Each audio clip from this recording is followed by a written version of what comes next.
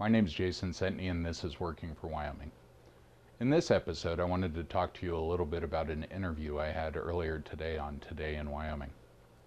During the questions, there was a portion of it that talked about $1,000 a day for members of Congress. I didn't have the opportunity to elaborate on that, so I'm going to go ahead and take this chance to elaborate on that.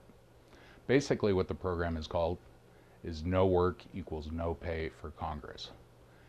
And what that means is members of Congress are only getting paid while they're in session.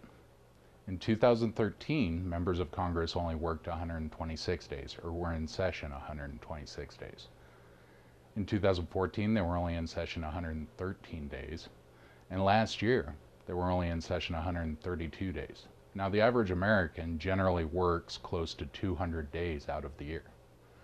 I don't think it's fair that they get $174,000 for working a lot less than the average American.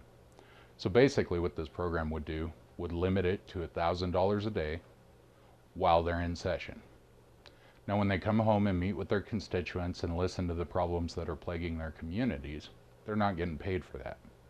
That's not fair to the people to be paying those members of Congress for coming home and basically visiting. I believe that they should be paid while in session. And the reason I chose $1,000 a day is because it makes economical sense. We can't just make those members of Congress work for a lot less than that or cut their salaries in half. It's just not economically feasible for them or anyone else to have good representation because these individuals had their pay cut in half. So $1,000 a day, I figured was a good, round, fair figure. Now this is the part of the video where you, the viewer, get to ask me, the candidate, a question about whatever your concerns are about my campaign, my background, or anything else you feel comfortable asking me. Bill from Casper asks, with the recent denial in the Medicaid expansion, what's your opinion on that? Well, Bill, I'm glad you asked that. As a member of the U.S. House, we would be looking into Medicaid reforms. Now, concerning the state of Wyoming, I think it was a bad idea to deny people, the 20,000 people, those type of benefits. After all, when most of those people worked, they were paying into the system.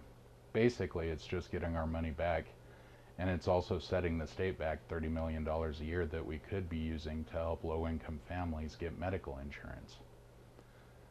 Bill, I am a supporter of Medicaid, and I believe in social responsibility. I do believe there need to be reforms because there are people taking advantage of the system.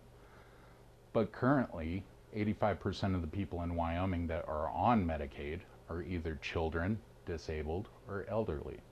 So those programs do need to be in place. And we do need to help each other out. I hope that answered your question, Bill.